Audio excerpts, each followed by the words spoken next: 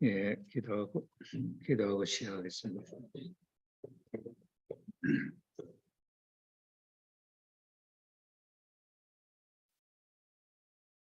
사랑하는 하나님의 부모님, 존귀하신 천지인 참 부모님, 오늘 2023년 10월 13일 동부선 가정교회 참부모님의 뜻을 받들어 원리를 공부하는 시간으로 이 시간을 갖게 되어서옵니다.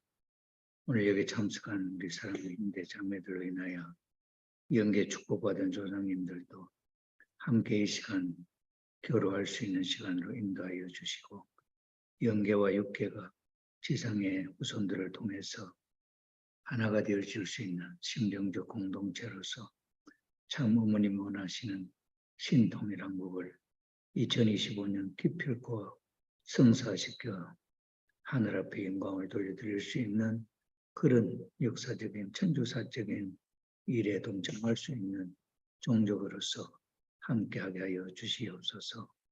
오늘도 아브라함 가정을 중심 삼고 공부하는 시간이 되겠사오니 하늘 부모님께서 저희들에게 나타내시고 싶어 하시는 말씀의 내용들이 저희의 입술을 통하여 나타내게 하여 주시고, 그것이 우리의 마음을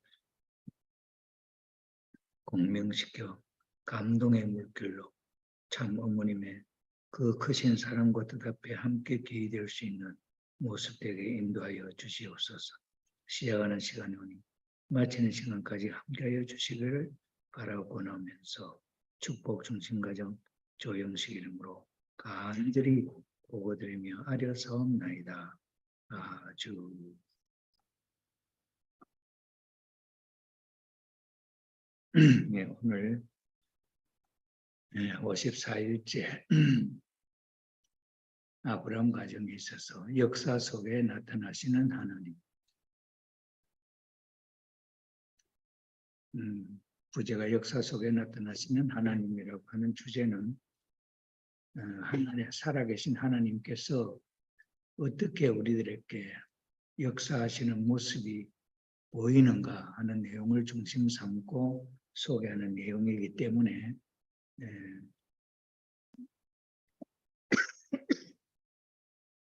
성경에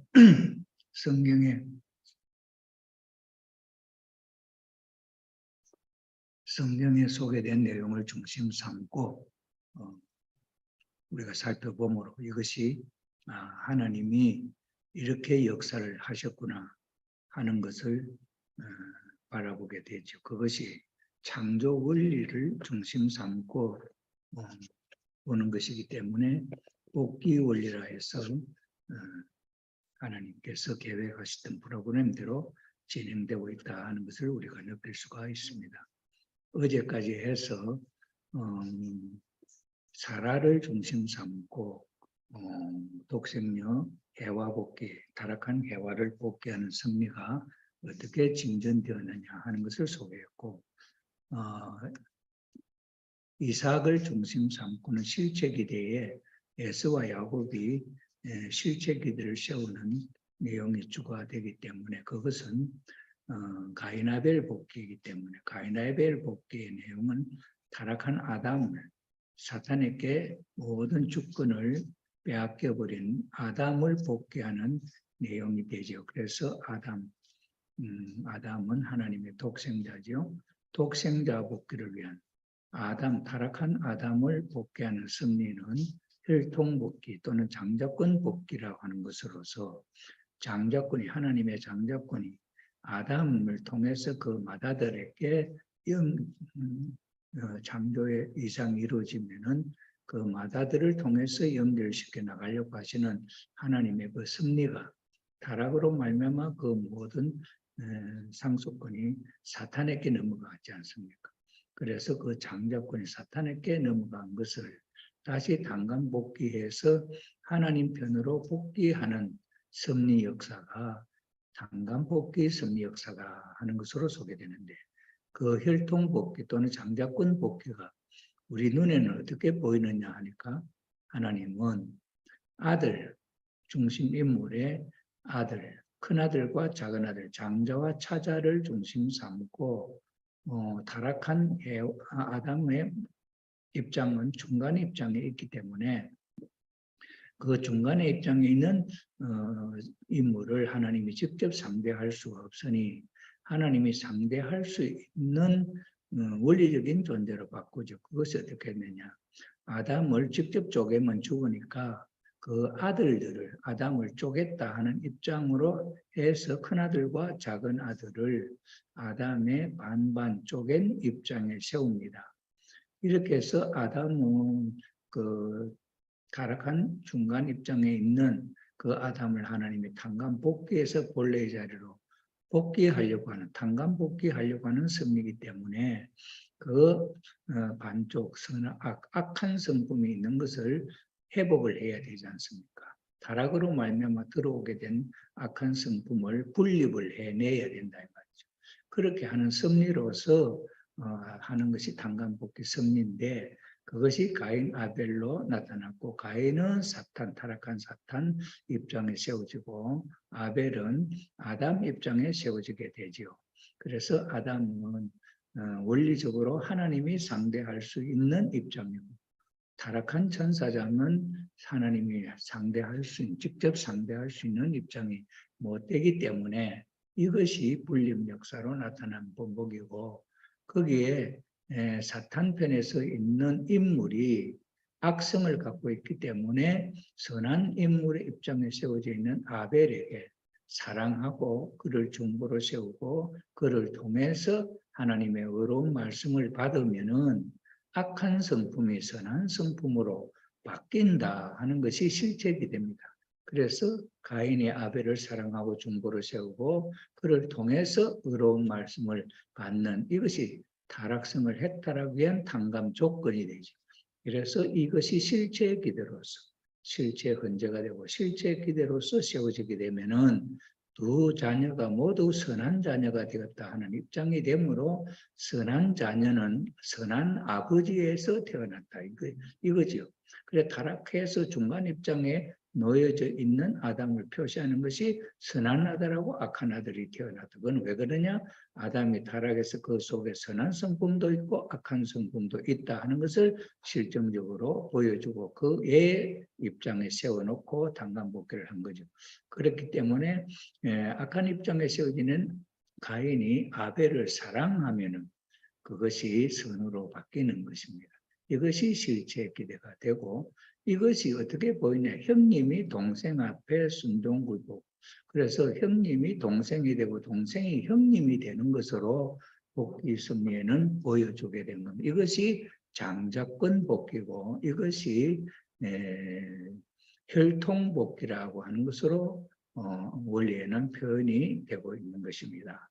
그래서 아담 가정에 잃어버린 것을 노아 가정에는 시도하지도 못했고 아브라함 가정에 있어서는 아브라함의 비둘기와 암소 세 가지 제물에 실수함으로 말미암아 그것이 이삭에게 연결되어 가지고 아브라함을 대신하는 입장에 세워지는 이삭이 믿음의 기대를 세움으로 실제 기대를 세우는 중심 인물은 이삭의 아들들이 되죠. 이삭의 아들은 누구냐? 에서와 야곱이죠.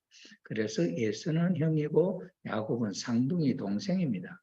함께 태어날 때 야곱은 형 에서의 발 뒤꿈치를 붙들고 나왔기 때문에 바로 몇 초 사이의 관계로 형님 동생으로 쌍둥이가 태어납니다. 그런데 이 야곱이가 에서의 축복을 장자권을 야곱이가 지혜롭게 삽니다. 떡과 팥죽을 주고 에서는 그래 네가 형님이라 해라 하고 팥죽을 사 먹습니다. 그래서 그때 장자의 입장이 야곱에게로 넘어가죠. 그렇기 때문에 이제 이삭이 그 장자에 대한 축복을 해주는데 그것을 어머니 리브가의 도움을 받아서 야곱이 아버지 이삭으로부터 장자의 축복을 실질적으로 받게 됩니다. 이렇게 되니까 에서가 장자권을 빼앗긴 것을 그때서 실감하고 동생 야곱을 죽이려고 작정을 합니다. 이렇게 되니 리브가는 그 아들 야곱을 자기의 친정집 라반의 누나가 리브가입니다. 그래서 라반의 집으로 도망가게 해서 그 입장을 피하게 했습니다. 그리고 21년 동안 종살이 하면서 거기서 결혼을 하고 그 다음에 자녀를 낳고 이래서 21년 만에 고향으로 돌아오려고 하죠. 그때 야곱의 부인이 몇 명이냐니 4명입니다. 그 4명의 중에서 제일 사랑하는 부인이 누구냐? 라헬이죠. 그 라헬이 아버지의 드라빔 그 점칠 때 쓰는 하나의 물건인데 그것을 숨겨서 나옵니다. 그러다가 이제 라반이 그것을 보고 알고는 찾아러 옵니다. 그때 이 라헬이 말 한장 밑에 숨겨놓고 그 어려움을 피했습니다. 그래서 그 아버지가 돌아간 뒤에는 그 드라빔을 상수리 나무 밑에 숨겨 묻어버렸다. 그런데 그 의미는 복귀성에 있어서 그 드라빔을 숨겼다는 의미는 뭐냐니까 사탄을 상징하는 드라빔을 땅속에 묻어버렸기 때문에 그런 사탄을 괴멸하는 입장을 보여준 노정이다. 그래서 상징적으로 사탄을 묻어버린 터전 위에 야곱이가 고향으로 돌아오는데 야복강에서 천사하고 씨름을 하게 됩니다. 밤새도록 씨름을 해서 끝이 안 나니까 이 천사가 야곱에게 이제 놓아주라고 자기는 돌아간다고 하는데 놓아주지를 않지요. 그러니까 엉덩이 뼈를 쳐서 다리가 빠져서 막 질질 끄면서 그럴 수도 없는 입장인데도 야곱이가 놓아주지 않으니까 그때 천사가 너 이름이 뭐냐 이래서 야곱이라 하니 이제는 야곱이라 하지 말고 너가 이겼다. 그래서 이스라엘이라 해라. 이래서 이름을 이스라엘로 축복해 줍니다. 야곱은 실질적으로 천사와 인간이 싸워서 승리한 자가 누구냐? 야곱이었죠. 그래서 그 터전 위에 실제 천사를 굴복시키고 이제 돌아오려 하니까 예서가 400명의 종을 데리고 나와서 이 야곱을 죽이려고 하고 있죠. 그러니 죽이려고 하는 이 형의 마음을 이제 어떻게 녹여내느냐, 어떻게 바꾸느냐 하는 것이 이제 야곱의 고민이었죠. 그래서 이 야곱은 21년 동안 종살이 하면서 모았던 그 재물들 중에, 짐승들 중에 제일 좋은 것들을 뽑아가지고 종을 붙여서 형님에게 보내는 선물로 보내게 됩니다. 이것이 하나, 둘, 셋 예서에게 도착하게 되니까 예서는 동생을 죽이려고 400명의 종을 데리고 나왔는데 야곱은 객지에서 고생하면서 모았던 그 재물 중에 제일 좋은 것들을 자기에게 보내면서 선물로 보내게 되니까 그것을 받으면서 사랑의 마음으로 바뀌지요. 그래서 두 형제가 서로 포옹을 하면서 하나님의 상봉처럼 맞이하게 되었다. 이래서 죽이려고 하는 에서가 야곱이 사랑으로 그를 감동시켜서 에서가 야곱을 사랑하게 한 이것이 바로 실체의 기대를 세우는 tan감 조건에 사랑하고 하나님처럼 사랑하고 그를 통해서 그를 중보로 해서 하나님의 선한 말씀을 받는다고 하는 이 조건을 성사시키게 되었습니다. 이것이 실체의 기대가 이루어지게 된 배경이다 하는 사실을 우리가 지금까지 이해하게 되었습니다.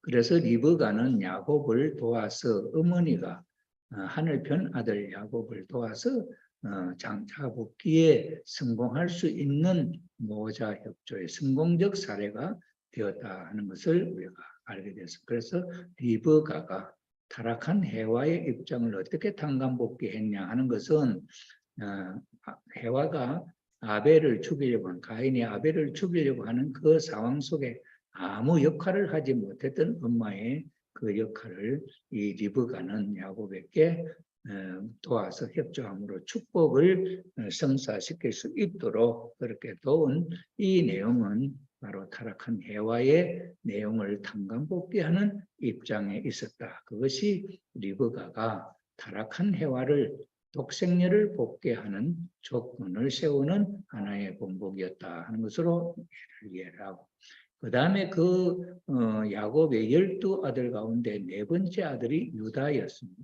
유다의 아들이 엘, 오난, 셀라였는데 엘이 결혼을 해서 다말과 결혼을 했죠. 그래서 다말과 결혼을 했는데 아들을 낳지 못하고 죽었습니다. 둘째 아들 오난도 죽었습니다. 그 다음에 세 번째 아들과 이 다말이 결혼을 해야 되는데 유다가 다말과 결혼을 시켜주지 않습니다. 그래서 어리다고 나이가 성장을 하면은 불러서 결혼을 시켜주겠다고 하고 친정으로 가 있게 했습니다.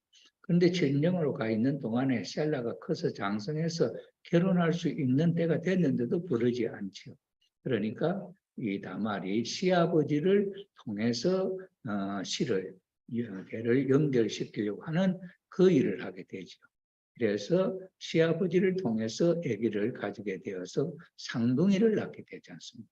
그때 산파가 와서 출산을 도와주는데 먼저 아기가 손을 먼저 내밀었는데 거기에 실을 감아서 다시 어머니 뱃속에 밀어 넣었더니 두 아기가 어머니 뱃속에서 막 싸워가지고 나중에 하나가 아기가 나오는데 보니까 아기가 손에 실을 감지 아니한 아기가 나왔습니다. 그래서 이놈이 형님을 밀쳐버리고 나왔다 이래서 이름을 베레스라 이렇게 기록을 했습니다. 이 사건은 시아버지와 며느리 사이에 일어난 일들이기 때문에 불륜한 일이죠. 이런 이야기는 성경책, 거룩한 성경책에 있을 수가 없지 않아요. 지워버릴 수도 있고 하는 내용인데 그 기록이 그대로 남아 있어서 이것을 보고 아버님은 탄간복귀 섭리에서 어떤 역할을 하는 것이냐 하는 것으로 해석을 해서 이것이 바로 복중에서 야곱이가 장자권을 복귀한 때가 40대, 나이가 40대가 되어서 동생이 형님이 실제로 되었기 때문에 그러면 40대 이전에는 아직도 사탄이가 형님 노릇을 할 수 있다 하는 것이 남아지니 이것을 하나님은 복중복귀를 통해서 이 모든 것을 원천적으로 복귀하는 섭리를 하지 않을 수가 없었습니다. 그 섭리가 유다 가정의 며느리 다말을 통해서 혈통을 중요하게 생각하는 다말을 통해서 시아버지를 통해 가지고 그 복중에서 아들이 쌍둥이 아들이 형님 동생이 바꾸치게 하는 역사가 마무리를 했다. 이래서 이 다말은 타락한 해와를 탄간복귀하는 독생녀 복귀 섭리에 있어서 혈통을 중요하게 생각하지 않고 천사장 누시엘과 타락하게 된 해와의 그 잘못을 실질적으로 탄간복귀하는 입장에 다말이 있었다. 이것이 다말은 타락한 해와를 독생녀를 탄간복귀하는 데 있어서 일조를 한 여성이었다 하는 사실을 말씀을 드렸고 그 베레스의 혈통을 통해서 하나님의 아들 예수 그리스도 메시아가 탄생하게 되는 배경이 되게 되었다 하는 것으로 지난 시간에 말씀을 드렸습니다. 이제 오늘은 그에 이어서 아브라함이 하나님 앞에 비둘기 암소 3가지 제물을 드릴 때에 실수했지 않습니까?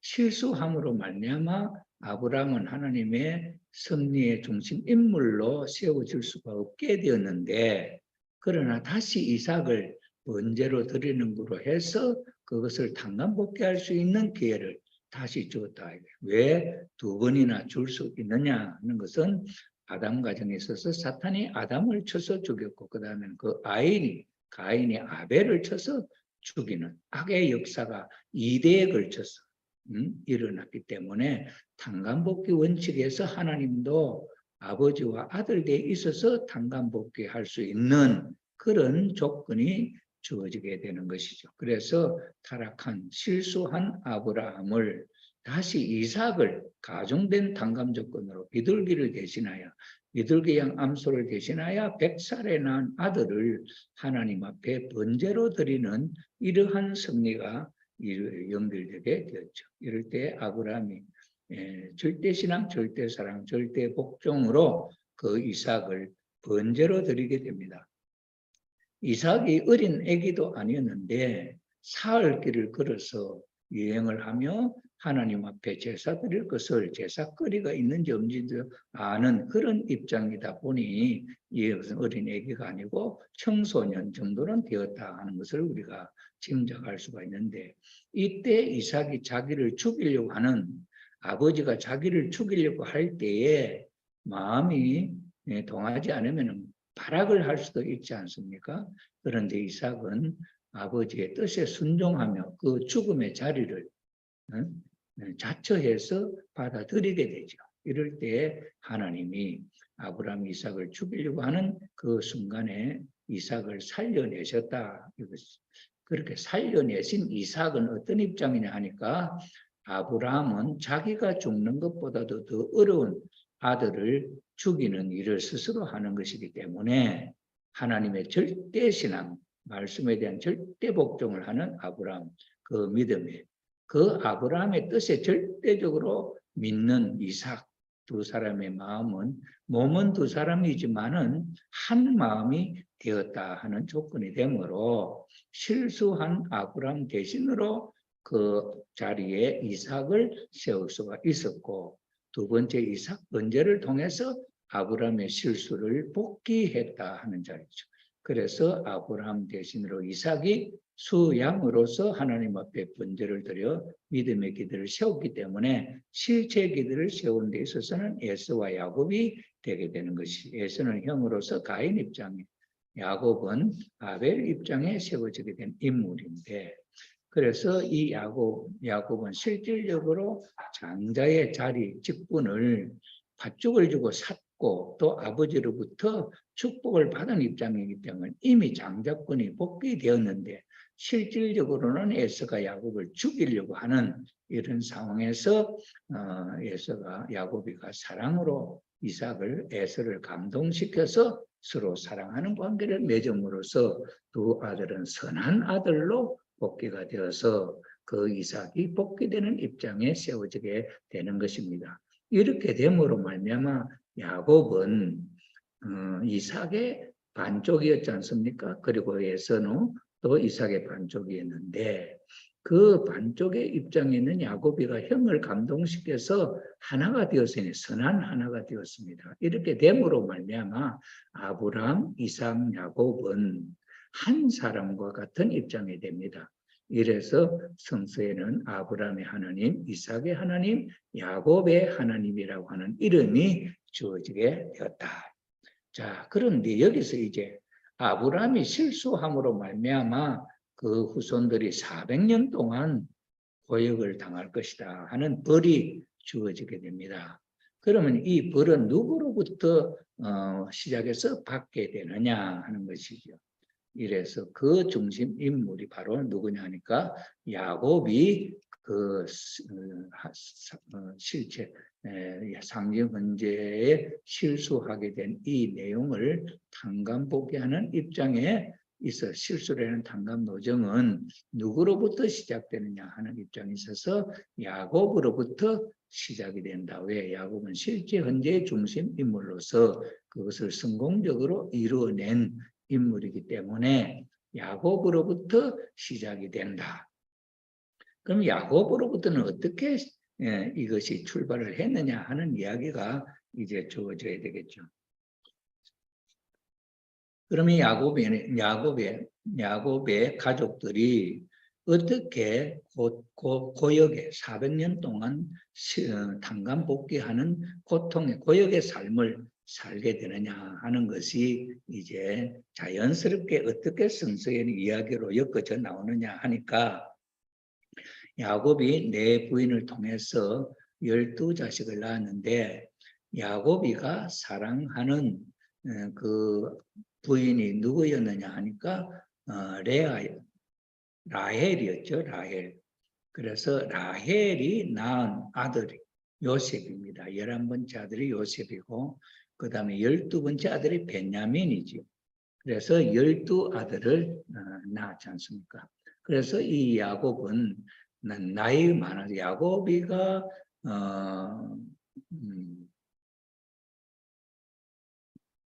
여기 잠깐 한번 보면은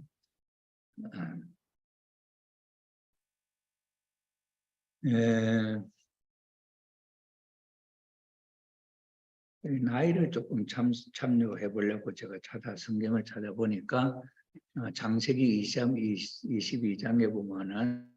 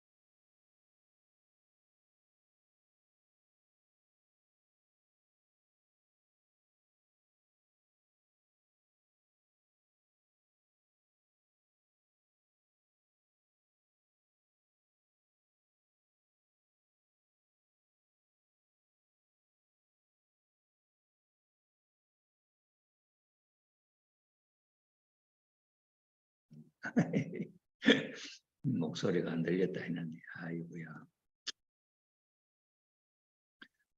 죄송합니다.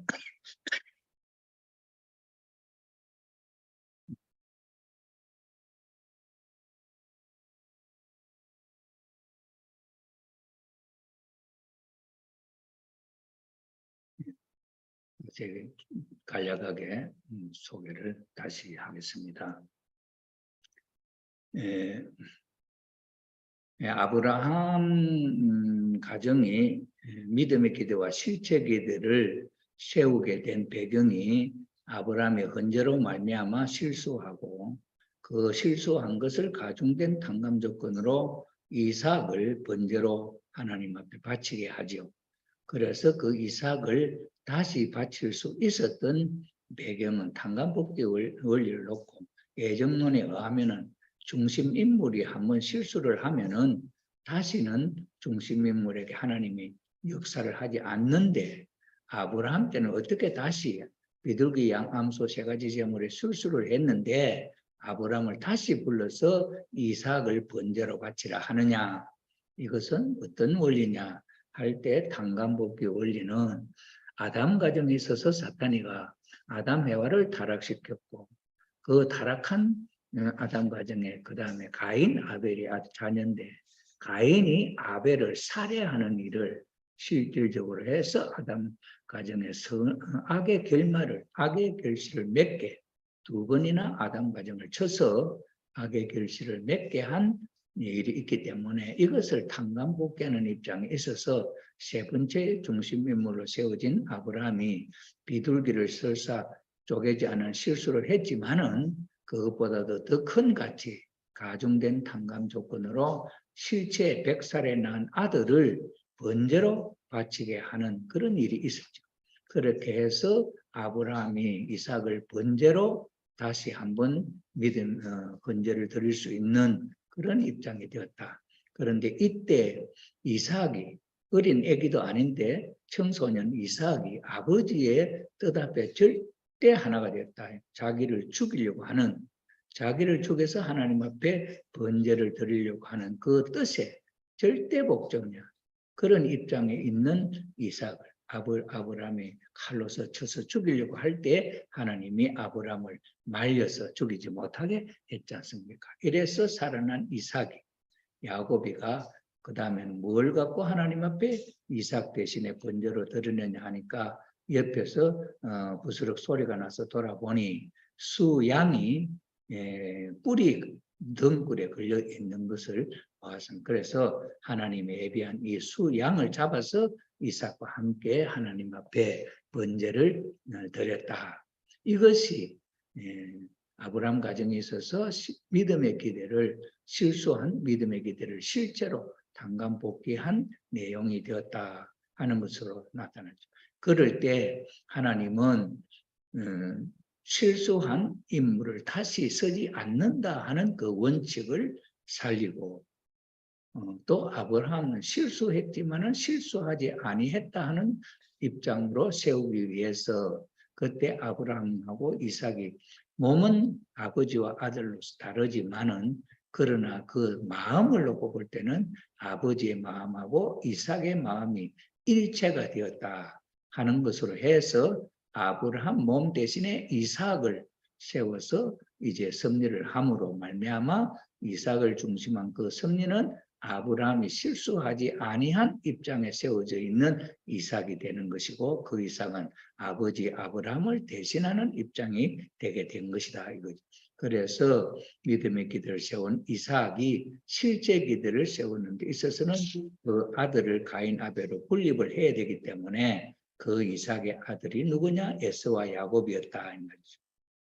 그래서 에서와 야곱이 실제 기대를 세우는 중심으로 야곱이 중심이 되는데 이미 야곱은 떡과 팥죽을 주고 에서로부터 장자의 직분을 삭고 또 아버지 이삭으로부터 장자의 축복을 실질적으로 받았다. 이래서 하늘 편 아들 장자 입장에 서게 된 야곱이가 에서가 죽이려고 하는 거예요. 그러니 실질적으로 에서가 야곱을 죽여버리면은 다시 가인이 아벨을 죽인 것과 같은 입장이 되기 때문에 야곱은 살아야 되지 않습니까? 그래서 이때 누가 도와주느냐 하니까 이 야곱이 축복을 받도록 결정적으로 도움을 주는 사람이 바로 어머니 리브가였다 이거죠. 그래서 사라는 실질적으로 타락한 해와를 탕감복귀한 인물로 독생녀 복귀에 가장 큰 역할을 했던 인물이 사라였다고 하는 것을 지난 시간 말씀을 드렸고 그 다음에 리브가는 해와가 아벨을 도와서 죽지 않도록 모자 협조가 필요한데 어머니 해와가 그 일을 못한 것을 리브가가 그 아들 야곱 하나님의 축복을 받은 야곱을 도와서 실질적으로 살아나도록 결정적인 역할을 한 인물이 리브가다. 그래서 모자 협조의 성공적인 실체를 쌓음으로 해와 복귀 타락한 해와 복귀, 독생녀 복귀의 한 부분을 성공한 여인이 리브가였다 하는 것을 또한 말씀을 드렸고 그래서 이 야곱이 예서를 사랑으로 21년 동안 종살이 하면서 야곱은 결혼을 합니다. 외삼촌 라반의 집에 그 딸이 레아와 라헬이 있었는데 야곱은 아버지로부터 이삭으로부터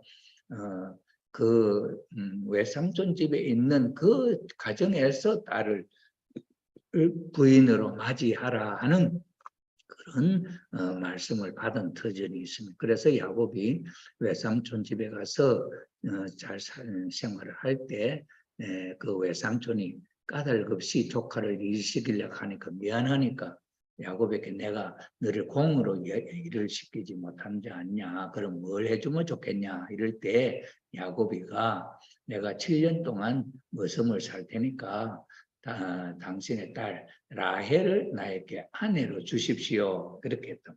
그럼 좋다. 그렇게 해라. 이래가지고 7년 동안 종머슴살을 하면서 열심히 한 일을 하니까 참 라반의 재산이 많이 불어났습니다. 이래가지고 1년, 7년 만에 결혼을 하게 되는데 라헬하고 결혼을 했는데 첫날 밤을 지나고 보니까 언니 레아가 들어와 있습니다.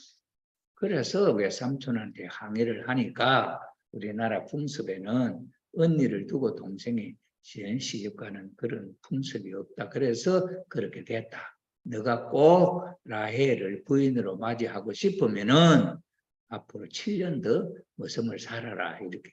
그래 라반이고 왜 이렇게 거짓말을 하느냐 하면은 왜 야곱을 데리고 있으니까 자기 재산이 자꾸 부자가 되니까 한 해라도 더 데리고 싶은 그 마음이 그렇게 됐다 이거죠. 자, 이래가지고 그러면 좋다. 먼저 결혼을 하고 내가 7년을 살겠다. 그렇게 해달라고. 그래서 라헬하고 결혼을 합니다. 이래서 한만에 두 부인이 생겼습니다. 이래가지고 종살이 하는 가운데 레아로부터는 아들이 태어났습니다. 르우벤이라든지 이렇게 내 아들이 태어났는데 라헬이 아기를 못 낳잖아요.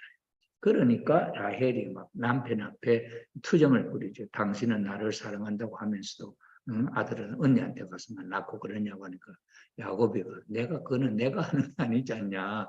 하나님 하는 것인데 내가 너를 사랑 안 하는 것도 아니고 그렇다고 하니까 이제 라헬이 자기는 아기를 못 낳으니까 자기가 데려온 그 종이 있습니다. 빌하가 있는데 그 종을 남편에게 주어서 아기를 갖도록 합니다. 그때 태어난 아들이 5번째 아들인데 다한이라고 하는 아들이에요. 그래서 다한이라고 하는 이름은 나의 참 억울함을 들어주셨다, 풀어주셨다 하는 그런 이름으로 지은 거예요. 이래서 다한을 낳고 그 다음에 아들 하나 낳았어요. 그러니까 언니 레아도 자기 남편의 사랑을 빼앗기고 싶지 않으니까 자기도 자기가 데리고 있는 실바를 첩으로 또 야곱에게 줬습니다. 그러니까 또 거기서 두 아들이 태어나고 레아가 다시 두 아들을 낳아서 이렇게 해서 10아들이 낳는데 그때 하나님이 야곱이 사랑하는 라헬의 기억해서 태문을 여시고 아기가 태어나도록 해주었습니다. 그때 태어난 아들이 요셉이다. 요셉. 그러니까 야곱이가 사랑하는 부인 라헬의 첫 아들이 요셉이 11번째고 그 다음에 벤야민이 태어났잖아요. 자, 이래서 12아들이 태어났다. 자, 이런 입장에 있어서 야곱이가 이제 성리적인 기준을 세워서 고향으로 돌아왔는데 그러면 이제 할아버지 아브라함이 하나님 앞에 제사를 드릴 때 실수함으로 말미암아 그 후손이 400년 동안 이방에 객이되어 고생을 한다 했던 그 노정은 어떻게 시작되느냐 하는 거죠. 그래서 이 상징은 이제 실수로 인한 탕감 노정은 누구로부터 시작되느냐 하는 것이 원리에 나와 있는 한 주제죠. 그것은 바로 실제 기대의 중심인 야곱이 이 탕감 노정의 중심이 된다 하는 거죠. 그래서 이 야곱의 12아들 중에 자기가 사랑하는 아들 요셉, 다른 아들도 자기 다 아들이지만은 특별히 자기가 사랑하는 라헬이 낳은 아들 요셉을 그리고 또 나이가 많아서 이 야곱이도 127세인가 그렇게 살다가 죽습니다. 그런데 이제 이 나이가 많아서 낳은 아들이니까 참 가까이 두고 애지중지 좋은 옷도 해 입고 막 해입힌 채색 옷을 그러니까 뭐 색동 옷을 해 입히고 뭐 그런 입장. 이렇게 해서 많이 이제 좋아합니다. 좋아하는데 어느 날 이 이제 야곱이가 요셉이가 꿈을 꿔요. 꿈을 꾸는데 무슨 꿈을 꾸냐니까 들판에 나가서 배를 베서 이제 일을 하는데 이 요셉이가 배에서 묶은 다는 볏짚은 이렇게 바닥 서 있는데 다른 12 형제들이 벤 그 집단은 어떻게 했냐 이 요셉이가 세우는 집단을 보고 절을 이렇게 한다는 그렇게 이제 하니까 형들이 막 화를 내는 거예요. 응? 네가 꿈이 무슨 꿈이냐? 우리가 너희한테 절한단 말이냐? 막 이러면서 화를 냈단 말이에요. 그런데 또 다음에 또 한 번 꿈을 꿨는데 요셉이가 무슨 꿈을 꿨냐니까 내가 꿈을 지난번에 꿈을 꿨는데 해와 달과 11별이 내한테 절을 하더라 이러는 거예요. 그러니까 이 형제들이 꿈꾸는 놈이라 이래가지고 더 미워하는 거예요. 그렇지만은 아버지 야곱은 그 요셉의 꿈을 마음속에 담아놓고 있었다 하는 이야기가 성경책에 나옵니다. 자, 이렇게 해서 12형제 가운데 요셉, 10형제로부터 요셉은 미움을 받는 입장인데 어느 날 이제 야곱이가 그 형제들이 자기 아들들이 이제 목축을 하니까 저 멀리 나가서 이제 목축을 하고 있으니까 어떻게 하고 있는지를 요셉을 보내가지고 한번 보고 오너라 이래서 보내는. 그래서 요셉이 이제 멀리 떨어져 아주 뭐 이웃 나라에까지 갔는데 멀리 떨어져 있는 그 형을 찾아서 이제 갔는데 잘 만나지를 못해. 그래서 어떤 사람한테 물어보니까 저 골짜기로 갔다. 이래가지고 이제 거기 찾아러 갑니다. 그래 요셉이가 저 멀리서 오니까 그 형제들이 보면서 저기 꿈꾸는 놈이 온다 이렇게 하면서 그 꿈이 어떻게 이루어지는지 보자 하면서 저놈을 우리가 죽이자 이렇게 형제들이 그렇게 언언을 하는. 그래가지고 요셉이가 왔는데 그 요셉이를 죽이려고 하니까 그 형들이 야 그 동생은 그래도 우리 혈육인데 죽이지는 말자 이렇게 하면서 그럼 어떻게 했냐 그 요셉의 옷을 벗겨가지고는 그 옆에 있는 우물에 깊은 우물인데 혼자서 나오지를 못하는 우물인데 그게 이제 옛날에 그 하면 그 물이 나오는데 그때는 물이 없어 말라서 거기다가 던져버렸어요. 그래 놔놓고는 이제 죽으라고 이제 그래 놔놓고는 그다음에 아버지한테 가서는 어떻게 하느냐 그 옷에다가 양피를 발라가지고 늑대나 뭐 짐승들한테 아마 요셉이가 죽은 것 같다 이러면서 아버지한테 보고하자 이렇게 됩니다. 이렇게 이제 있는데 저 멀리 보니까 그 장사하는 사람들이 한테 쭉 지나가는 거예요. 그러니까 그 형제 하나가 우리 동생이 저렇게 죽는 것보다 차라리 저 장사하는 사람들에게 팔아먹자 이래요. 이래가지고 요셉이를 은 20냥 주고 팔아버렸어요. 그래가 요셉이는 이제 그게 이제 팔려간 거예요. 그래갖고는 이제 이 형제들이 아버지한테 와서는 요셉이가 어디 있는지 어디 있는지 모르는데 이 옷에 보니까 피가 묻어 있더라. 그러니 아마 이 요셉이가 짐승들한테 물려 죽은 것 같다. 이러니까 아버지 자기가 사랑하는 아들이 죽었다 하니까 얼마나 참 슬프겠습니까. 그래서 아버지가 막 많이 울었어요. 요셉이 이제 없어진 벤야민을 이제 좋아하고 이렇게 지나고 있었어요. 이럴 때 이제 그때 반려간 요셉이는 그 사람들을 요셉을 이제 사가갖고는 그 애굽에 가서 보디발이라고 하는 그 애굽 왕을 지키는 시위대장이 있습니다. 그 보디발한테 이 요셉을 팔았어요. 그래서 요셉은 그 보디발의 집에 종으로 이제 들어간 거예요. 그래가지고 이제 사는데 그 요셉이가 너무너무 일을 잘하고 열심히 하니까 이 보디발이 이 사람 요셉을 믿고 자기의 모든 일하는 것을 다 요셉에게 맡겼어 책임. 이래가지고 전체를 관리하는 사람이 요셉이가 되는. 그런데 이제 이 보디발의 부인은 남편이 항상 이제 궁에 들어가서 늦게 오고 어떨 때는 안 오고 뭐 이러니까 남자가 그리운 거야. 그런데 이 요셉이 너무너무 잘생기고 좋은 거야. 이래가지고 보디발의 부인이 요셉이를 꼬우는 거야. 동침하자고. 그런데 꼬우는데 이 요셉은 절대 응하지를 않는 거예요. 우리의 주인 보디발이 나에게 모든 것을 다 맡겼지만 맡기지 않은 하나가 당신이라. 왜? 당신은 그 보디발의 부인이기 때문에.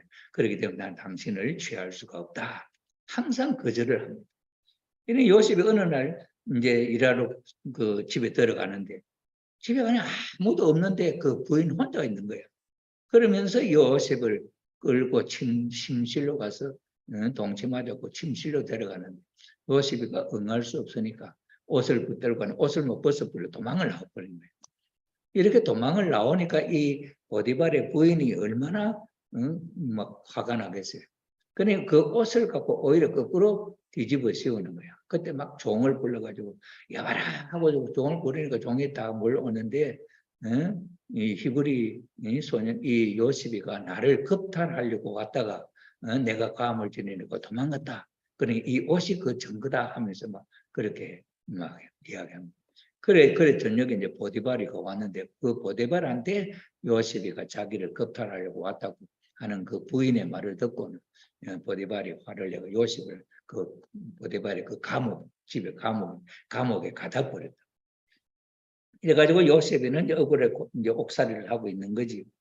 그럴 때에 이제 왕궁에서 그 애굽 왕을 모시는 신하가 있습니다. 하나는 술 만들어서 왕을 섬기는 신하가 있고 하나는 떡을 만들어서 대접하는 신하가 있었는데 그 두 사람이 감옥에 온 거예요. 감옥에 와서 이제 있는데 그 사람을 요셉이가 잘 이제 궁에 대신이니까 잘 대접을 했습니다. 그런데 어느 날 보니까 이 사람들이 걱정을 많이 하고 있는 거야. 그래서 요셉이가 물었어요. 왜 어떻게 그렇게 마음에 근심이 많은지 얼굴이 어둡냐고 이래 물으니까 내가 어젯밤에 꿈을 꿨는데 하도 기이해서 내가 걱정이 돼서 그런다 이러니까 요셉이가 그런 꿈은 하나님이 다 알려주시기 위해서 그렇게 한 거니까 이야기 한번 해보라고. 이러니까 한 사람이 뭐냐 포도꿈을 꾼 사람이 내가 꿈을 꿨는데 포도송이가 새 송이가 다 한 사람이 있는데 이름을 따갖고 접을 내가지고 이렇게 이고 가서 이고 갔다 이렇게 가라니까 그러니까 이제 이 요셉이가 뭐라고 하냐 그 꿈을 듣고 그 꿈은 참 좋은 꿈이다. 당신은 3일 후에 포도송이 새송이는 3일 후에 당신이 옛날에 했던 포도주를 만들어서 왕을 모셨던 그 일을 다시 회복할 것이다. 이렇게 이야기를 하는 거예요. 그렇게 이제 이야기를 하니까 그 옆에 있던 사람도 이제 자기도 꿈을 꿨으니까 그 꿈을 잘 해몽을 하니까 나도 꿈을 꿨다. 이렇게 그럼 뭐냐 하니까 나는 떡을 세 덩이를 이렇게 만들어서 이고 가는데 그게 막 새들이 날라와서 그 떡을 막 쫓아 먹었다 이런 꿈을 꾼 거예요. 그러니까 이제 요셉이 뭐라 하냐니까 당신도 마찬가지로 3일 후에 당신은 3일 후에 죽을 것이다. 그렇게 이제 이야기를 한 거예요. 그러면서 이 포도 꿈을 꾼 사람한테 나가 이렇게 억울하게 이 옥살이를 하고 있는데 만약에 나가면은 왕한테 좀 이야기를 해서 옥에서 나가게 좀 해주세요. 이랬던. 그런데 이제는 이 정말 3일 후에 그 왕이 생일 잔치를 한 때에 됐는데 이 사람은 특사를 받아갖고 다시 직분을 회복이 되게 됐고 떡 맞는 사람은 죄가 드러나갖고 사형을 당했다. 이랬는데 이 사람이 살아났어도 요셉의 꿈 이야기를 잊어버리고 지나는 거예요. 잊어버리고 지나는데 왕이 이제 꿈을 또 이제 꾸는 거야. 왕이 이제 꿈을 꾸는데 너무너무 귀한 거야. 하나는 꿈을 꿨는데 7 살찐 말이 강가에서 막 이렇게 있는데 그 뒤에 7 아주 비루묵은 아주 뭐 바짝 마른 말이 나타나갖고 이 7 말을 다 잡아먹어버려요. 그래도 이 비루묵은 말이 배가 고파갖고 막 그렇게 하더라고요. 그래 그 꿈을 꾸고는 참 이상하다 생각했는데 그 다음날 또 꿈을 꿨는데 7 보리 밀 이삭이 아주 튼튼하게 나오는데 그 튼튼한 밀 이삭 다음에 아주 바짝 마른 밀 이삭이 또 보이는데 이 통통한 보리쌀 전부 다 삼켜버려도 그것이 기갈이 안 풀리더라고요. 그런데 이 꿈을 누가 해결할 거냐 하고는 전국에 방을 냈어요. 술사들을 불러가지고 이 꿈이 뭔지 해결하라고 불렀는데 아무도 그 꿈을 해몽할 사람이 없는 거예요. 그때 누가 생각해? 네, 그 포도주를 담가서 임금을 섬기는 그 신하가 보디발 집에 감옥에 있을 때 자기 꿈을 해몽해 준 것이 생각이 나서 왕한테 이야기하는 거야. 히브리 소년이 내가 보디발의 궁전에 그때 있을 때 그 꿈을 그렇게 잘 해몽을 합디다. 이러니까 그러면 그 사람 데려오너라. 이래가지고 애굽 왕이 이제 그를 불러서 가서 요셉을 옷을 입혀가지고 잘 입혀서 왕한테 데려가서 내가 이런 꿈을 꿨는데 도대체 이 꿈이 뭔지를 해몽을 못해서 내가 고민을 하고 있다. 이러니까 그건 다 하나님이 미리 알려주시기 위해서 꾼 꿈입니다. 앞뒤 두 가지 그 꿈은 다 한 가지고 두 가지를 한참에 꿨다는 것은 꼭 하나님이 그렇게 할 것이다 하는 것을 알려준 것입니다. 첫째 말은 7마리 튼튼한 7마리라 하는 의미는 앞으로 7년 동안 대풍년이 일 것입니다. 그 다음에 7보리 이삭이 튼튼하다는 것도 마찬가지 뜻입니다. 그런데 그 뒤에 7년이 지나고 나면은 7마리 바짝 마른 7마리라는 것은 그 뒤에는 7년 동안 전년의 그 모든 것을 잊어버릴 정도로 대흉년이 옵니다. 7년 동안 그렇게 한다는 것을 보여준 것이기 때문에 왕은 아주 현명한 사람을 대신으로 세워가지고 이 문제를 잘 풀어나가면은 이것을 전화위복으로 잘 해결할 수 있습니다 하고 해석을 해주니까 왕이 너무너무 신기하고 너무 감동적이에요. 그러면서 하는 이야기가 우리나라에서는 이 꿈을 풀 자도 없었고 그랬다. 그러니 당신밖에 너밖에 이 꿈을 알고 푸는 사람이 없으니 당신의 지혜 이상을 닮을 해당할 사람이 없으니 오늘부터 너는 우리 나라를 다스리는 총리 대신이 되어라. 자리만 내가 높으지 모든 권한을 너한테 다 준다. 이래가지고 이 요셉이가 30세에 애굽 나라의 총리 대신이 됩니다. 그래가지고는 그 다음 때니까 진짜로 막 풍년이 들었는데 너무너무 곡식이 넘치는 거예요. 그래가지고는 온 나라에다가 창고를 짓게 합니다.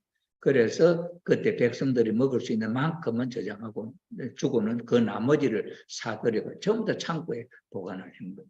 이래가지고 7년 동안 창고에 곡식을 저장하기 시작합니다. 그런데 마침 7년이 지나고 나니까 진짜 흉년이 드는데 시도 못 구하는 흉년이. 그러니 백성들이 살 길이 없잖아요. 그러니 그때부터 백성들이 이 곡식을 팔기 시작하는 거예요. 이러니 그 애굽에만 그런 게 아니고 그 주위의 나라들도 전부 다 흉년이 드는 거예요. 그게 가나안 땅에 살고 있는 야곱의 가족들, 요셉의 11 형제들이 살고 있는 그 지역에도 흉년이나 살 수가 없어요. 그러니까 그 소식이 애굽에 가면 곡식이 있다는 소식이 이제 소문이 거의 들리니까 야곱이 그 아들들을 불려가고 애굽에 가면 곡식을 구할 수 있다는데 너희들 갔다 오너라. 이래가지고는 10 아들들이 이제 돈을 준비해가지고 애굽에 곡식을 사러 간 거예요. 곡식을 사러 가니까 진짜 애굽에 곡식이 있는 파는데 거기에 이제 애굽 총리 대신이 된 요셉이가 딱 보니까 형제들이 곡식을 사러 온 거야. 그러면서 그 형제들이 자기한테 절을 하면서 곡식 사러 왔다고 이러는. 그러니 이제 이 요셉이가 뭐라 하냐면 너희들은 스파이다, 간첩자다 이렇게. 왜 간첩자냐? 너가 하는 말들이 진짜인지를 증명을 해라. 그러면서 이제 그 아버지는 어떤지 뭐 이런 걸 자기들이 이제 그 너희 가족 너는 어떤 사람들이냐 하니까 그 이야기를 하는 거예요. 우리는 12 형제가 있었는데 하나 형제는 없어졌고 우리 아버지는 지금 애굽에 가나안에 계시고 있고 흉년이 들어서 우리를 곡식을 구하러 와서 곡식을 구하러 온 사람이다. 이러니까 이 요셉이 내가 그걸 못 믿겠다. 그 동생 베냐민을 너 마음의 동생을 데려오면은 내가 믿어주겠다. 이렇게 하면서 이제 곡식을 이제 파는데 한 사람은 여기 남아 있고 가서 다음에 올 때는 동생을 데려와야 너희가 정말 스파이가 아닌 것을 내가 믿겠다. 이래가지고 한 형제는 잡아두고는 곡식을 그대로 돌려주면서 그 자루에다 돈은 그대로 넣어주고 이래가지고 돌려보낸 거예요. 그래 돌려보내면서 한 오다가 이제 말 먹이를 이제 주려고 자루를 풀어보니까 그 속에 돈이 그대로 들어있는. 이러니까 막 겁을 내가지고 우리가 그렇게 당했는 또 이게 무슨 빌미가 될지 모르겠다고 돈은 그대로 있으니까 이래가지고 막 걱정이 돼서 이제 왔는데 그 곡식이 이제 다 떨어지는데 또 사러 가야 되는데 못 가는 거야. 왜 못 가느냐? 베냐민을 데리고 가야 이제 그걸 만날 수 있는데 아버지가 베냐민을 놓아주지를 않는 거야. 그래가지고는 하도 이제 곡식이 많이 떨어지서 어려우니까 아버지가 곡식을 사러 가라. 그래 아들이 베냐민을 안 데려가면 우리 못 갑니다. 그럼 베냐민 데려가면 내가 못 산다. 또 죽으면 어떻게 될 거냐고 막 그러니까 르우벤이라고 장남이 내가 내 아들들을 목숨을 걸고 내가 데려갔다가 데려오겠다고. 이래가지고는 이제 곡식을 사러 갔는데 지난번에 곡식 값도 그대로 가져가고 또 새로 곡식 구할 값도 거기에 담아가지고 이제 곡식을 사러 간 거예요. 곡식을 사러 갔는데 보니까 누구를 된 베냐민을 데려왔잖아요. 그래 베냐민을 보니까 얼마나 참 눈물이 나냐. 그래서 그 형제들 앞에서는 울지 못하고 돌아가가지고 혼자 실컷 울고 이제 와갖고는 또 이제 이래저래 물으면서 그러면서 이제 형제 오늘 우리 집에서 이 사람들을 내가 대접을 한다. 그래서 그 신하들이 우리 집에 이 사람들하고 같이 식사하도록 준비를 해라 이렇게 보내. 이래 갖고는 이제 제가 음식을 장만했는데 대접을 할 때 형님으로부터 순서대로 다 앉혀갖고는 상을 딱 나누고 그다음 베냐민들도 참 좋은 거를 이렇게 앉혀갖고는 이래가지고 대접을 하고 이래가지고는 이제 대접을 하고 보내는데 이제는 이제 그 이제 뭐라고 하냐면 이 요셉이가 이 베냐민을 이제 데리고 읽고 싶으니까 곡식에다가 다 돈들 그대로 넣어놓고는 내가 그 금술잔, 이 술잔을 베냐민 그 곡식단에다 숨겨놔라. 이래가지고는 이제 돌아가고 이제 처음부터 돌아가는데 뒤에서 이제 그 병정이 쫓아왔는 거야. 야, 얘들아 도둑놈들아 서라. 응? 우리 주인이 이렇게 선하게 베풀었는데 너희가 어찌하여 우리 주인이 아끼는 금술잔, 점하는 금술잔을 훔쳐갔느냐. 그러니까 자기들은 그렇지 않다고 풀어버려. 우리 짐 속에 있으면 누구든지 있으면 그게 당신들이 죽이든지 살든지 마음대로 하라. 이래가지고 형제부터 다 풀어보는데 없는데 맨 마지막에 베냐민 그 보따리 속에 그 금잔이 싹 나오는 거예요. 이러니까 이는 바로 도둑놈이 아니냐. 이래가지고 잡아가는데 그때 이제 뭐라고 하냐면 르벤이 그 요셉한테 가고 이 베냐민을 우리가 데려가지 않으면 아버지가 죽습니다. 그러면서 이제 내가 대신 여기서 남을 테니까 이 아들을 보내라고. 그러니까 그래 요셉이가 그 형제들이 참 이제 지금까지는 모르는 거야. 요셉이가 총리 대신이 된 줄. 그러면서 이제 다 주위의 사람들을 물려오는 내가 요셉이다 하고 이제 발표를 하는 거예요. 그 형제들. 그 요셉이라고 발표를 하니까 형제 깜짝 놀라는 거예요. 자기들이 팔아먹은 종이 요셉이다. 그 요셉이 총리 대신 때 정말 죽었다고 막 고민을 하고 있는 거예요. 그러니까 요셉이가 뭐라 하냐. 형님들 나를 요셉이를 애굽에 팔았다고 걱정하지 마라. 하나님이 이렇게 어려운 날이 있을 것을 미리 아시고 나를 먼저 애굽에 보낸 것이다. 그러니 형님들 걱정하지 마세요. 이러면서 그들에게 막 상을 주고 다음에 올 때는 아버지를 모시고 오라고 수레도 주고 이래가지고는 이제 돌려보내 가면서 형제들끼리 절대 싸우지 말라고.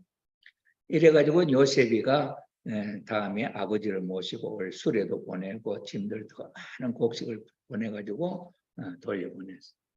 이래갖고 이제 돌아가서 아버지 앞에 요셉이가 살아있다는 이야기, 그때 일어난 모든 이야기를 이제 이야기하면서 그래갖고는 아버지를 모시고 오라고 이렇게 수레까지 보냈다니까 야곱이가 그 수레를 보고는 그런가 하고 믿었다. 이래가지고는 애굽의 가나안 땅에 살던 이 야곱의 가족들이 전체가 이제 요셉이 따라 앞으로 2년밖에 안 됐는데 앞으로 5년 동안 더 흉년이 드니까 거기서 못 사니까 내한테로 오라고. 이래서 가족 전체를 데려오라고 해가지고 야곱이 그 자녀들하고 전체 가족이 이제 가나안을 출발해서 애굽을 가는데 그때 식구 숫자가 몇 명이냐 70 가족이었다. 그래서 70 가족이 그렇게 해서 요셉이가 애굽에 가 있는 총리 대신이 되어 있는 그 나라에 70 가족이 들어가서 그 흉년을 지내는 것으로 시작해가지고 애굽에 들어간 이것이 입애굽의 출발이었다.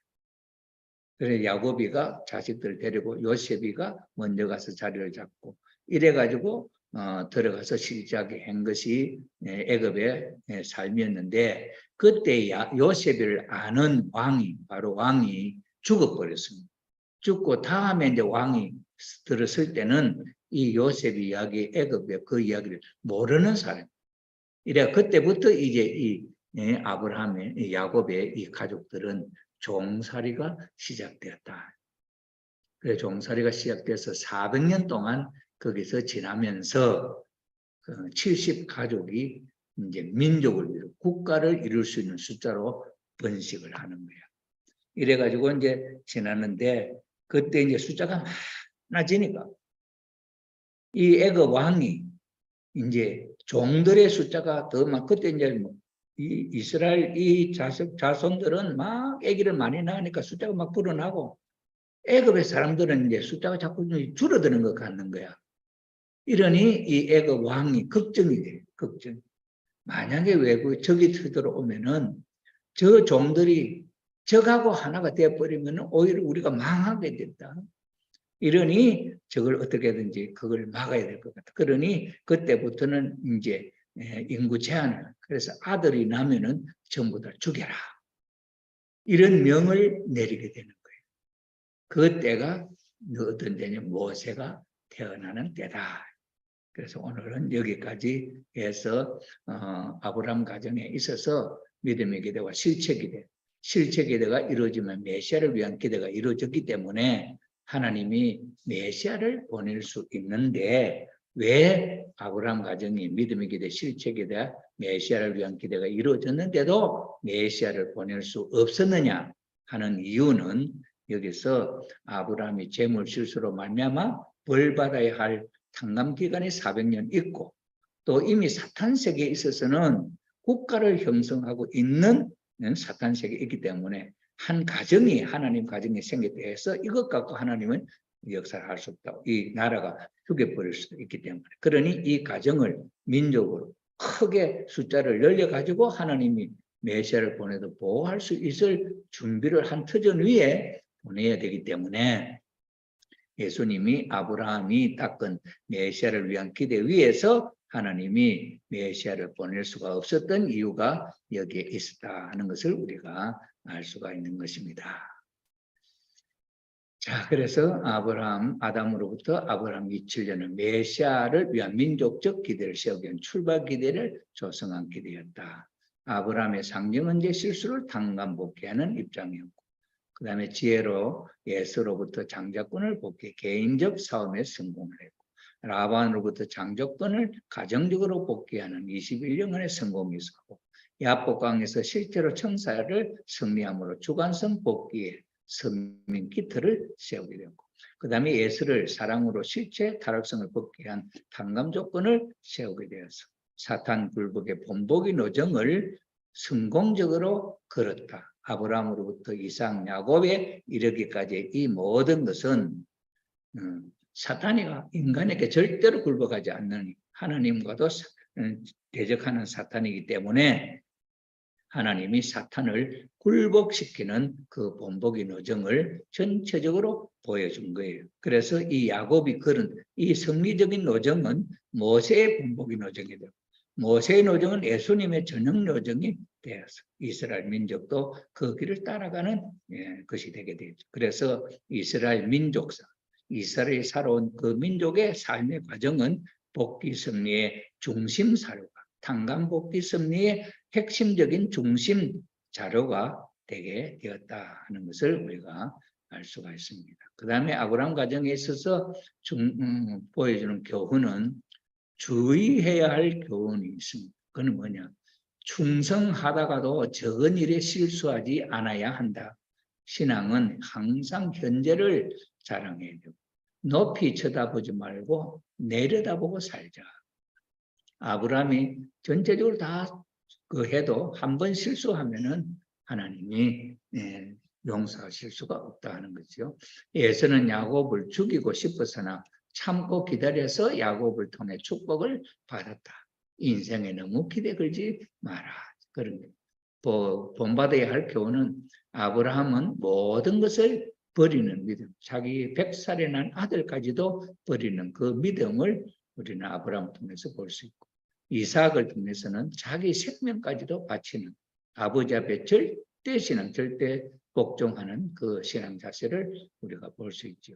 그 다음에 야곱은 시련을 참고 21년 동안 외삼촌이 10번이나 속여도 그것을 참고 이겨서 재산을 모으고 그 터전을 해서 천사를 굴복시키고 에서를 사랑으로 감동시킨 그런 교훈을 우리는 볼 수가 있죠. 그 다음에 애정에 대한 교훈을, 뜻성사에 대하여는 하나님 책임 분담 플러스 인간 책임 분담이 반드시 이루어져야 뜻이 이루어진다.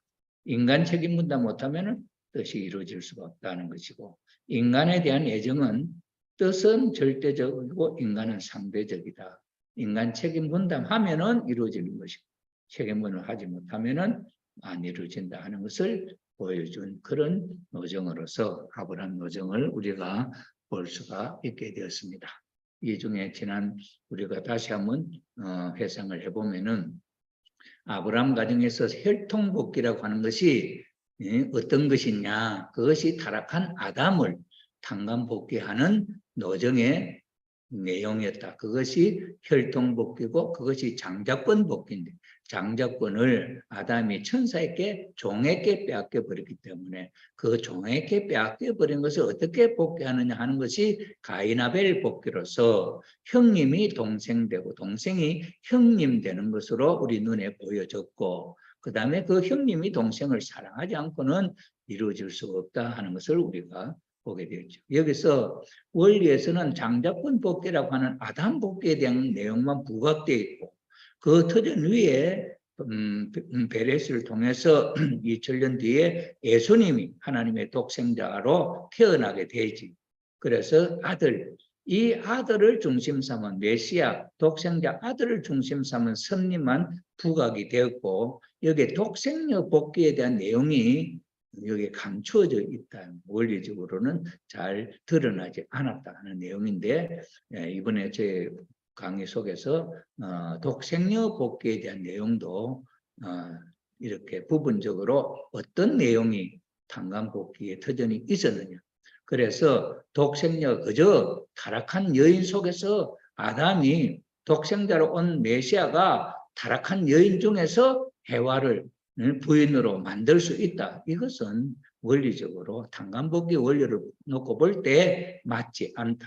그래서 타락한 해와의 탄감복귀도 실질적으로 1:1 탄감복귀, 중심 인물은 1:1 탄감복귀를 하지 않고는 안 된다는 아버님 말씀에 의해 보면은 그것이 타락한 해와가 복귀되는데 1:1 탄감복귀해야 돼. 여자로서 해와가 잃어버린 것을 탄감복귀하는 1:1 탄감복귀의 모델이 있어야 되는 것인데, 그 모델이 사라가 탄감복귀한 내용이고 리브가가 한 내용이고 다말이 한 내용이고, 결론적으로 이제 예수님 노정에서 말씀드릴 마리아가 그러한 1:1 탄감복귀에 전체적인 성리적인 기대가 있기 때문에 그 터전을 통해서 메시아 독생자도 태어날 수 있었고, 마리아의 복종을 통해서 그 성리적 터전 위에 해와도 하나님이 독생녀도 이 땅에 보낼 수 있는 그런 성리적인 배경이 실질적으로 있었다 하는 사실을 우리가 기억할 필요가 있다 하는 것으로 말씀을 드려서 아브라함 가정에 있어서 중요한 내용이 그렇게 소개되었다 하는 것으로 소개하면서 오늘 제 강의를 마치도록 하겠습니다. 오늘